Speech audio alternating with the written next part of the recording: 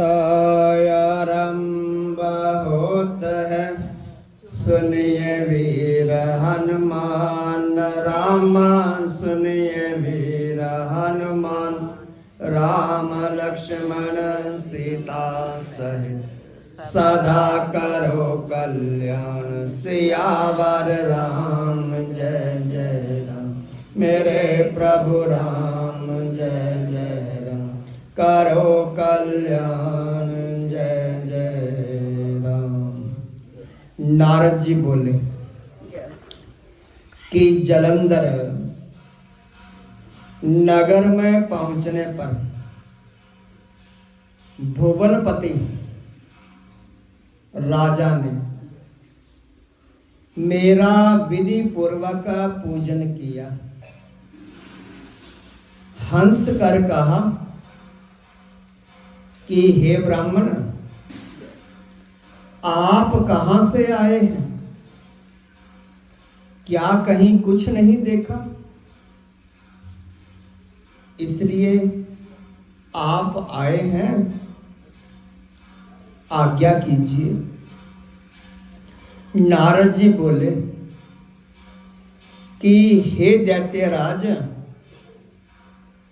एक समय में कैलाश पर्वत पर गया और वहां पर शिव जी को पार्वती के साथ बैठे हुए देखा। कैलाश पर्वत 10,000 योजन चौड़ा है। उसमें कल्प वृक्ष के सघन वन है। सैकड़ों कामधेनु गायें हैं और चिंतामणियों का प्रकाश हो रहा है। उसे देख करके मैंने सोचा कि 3 लोकों में, त्रिलोकी में इसके समान कोई रिद्धि कहीं भी नहीं है।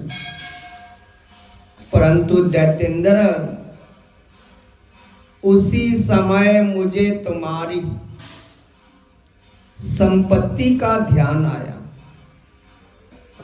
सो मैं आपके यहां आया हूं कि स्त्री रत्न के बिना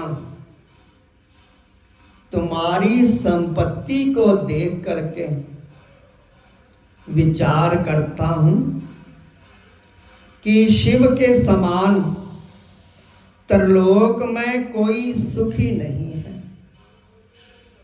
भले ही नाग कन्या और अप्सराएं आपके घर में हैं, वे पार्वती के समान सुंदर नहीं है।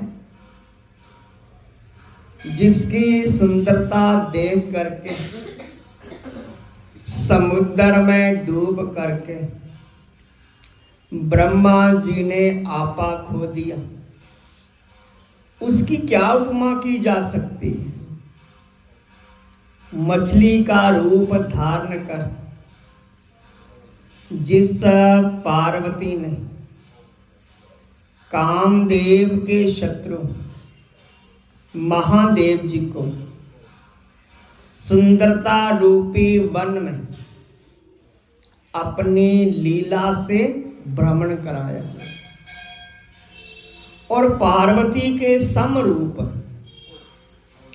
ब्रह्मा जी ने भी पार्वती के जैसी दूसरी रचना करनी चाहिए, परंतु ना कर सके।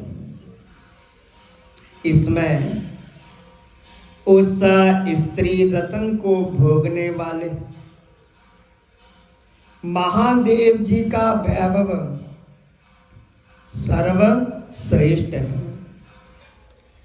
उनके सामने तुम्हारा वैभव कम है। ये कह करके उससे आज्ञा लेकर के मैं चल दिया और दैत्यराज उसके रूप को सुन करके काम ज्वर से पीड़ित हो गया। और फिर विष्णु भगवान की माया से मोहित होकर के सिंहिका के पुत्र राहु को महादेव जी के पास दूत बना करके भेजा। और राहु चंद्रमा को अपने काले रंग से रंग करके कृष्ण पक्ष सा करता कैलाश पर्वत पर गया। नंदीश्वर से निवेदन करके वह महादेव जी के पास गया और कहने लगा, हे वृषराज, त्रिलोकी के स्वामी रत्नेश्वर जालंधर की आज्ञा सुनो। तुम शमशान में रहने वाले हो, मुंडमाला पहनने वाले दिगंबरा वेश को हिमालय की पुत्री तुम्हें प्राप्त नहीं होनी चाहिए। मैं रत्नों का स्वामी हूं और पार्वती भी एक स्त्री रत्न है, इसलिए वह मेरे योग्य है, तुम्हारे योग्य नहीं है। नारद जी बोले कि राहु इस प्रकार कह ही रहा था कि महादेव जी की बोहों में से भयंकर शब्द करता हुआ एक पुरुष पैदा हुआ, शेर के समान जिसका मुंह था, जिसकी जीभ हिलती थी, ज्वालामय नेत्र, ऊपर को बाल उठे हुए। वह पुरुष जो था राहु को खाने के लिए दौड़ा। तब राहु डर के मारे भागा। राहु को उसने पकड़ लिया और खाने लगा। तब शिव भगवान ने उससे मना कर दिया कि दूत को मारना नहीं चाहिए, ये तो पराधीन है। तब उसने राहु को आकाश में छोड़ दिया और वह महादेव जी से प्रार्थना करने लगा, महाराज, मुझे बड़ी भूख लगी है, हे देव, मैं क्या खाऊं?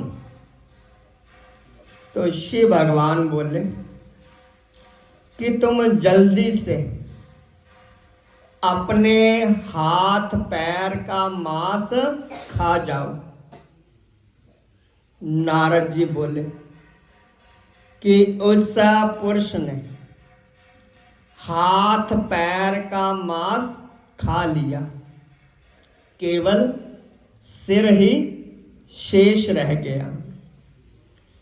तब शिव भगवान उसे देख करके बड़े प्रसन्न हुए और बोले, तेरा नाम कीर्तिमुख है, तू सदा मेरे द्वार पर रहा कर। उस दिन से कीर्तिमुख शिवजी जी के द्वार पर रहने लगा। जो कीर्तिमुख का पहले पूजन नहीं करता, ध्यान नहीं करता, उसकी पूजा निष्फल रहती है। उसके द्वारा फेंका हुआ राहु बर्बर स्थान में गिरा, जिससे वो पृथ्वी में बर्बर नाम से प्रसिद्ध हुआ। और राहु ने अपना दूसरा जन्म मान करके जालंधर से सारी बातें जा करके कही। बोलिए श्री विष्णु महान राम।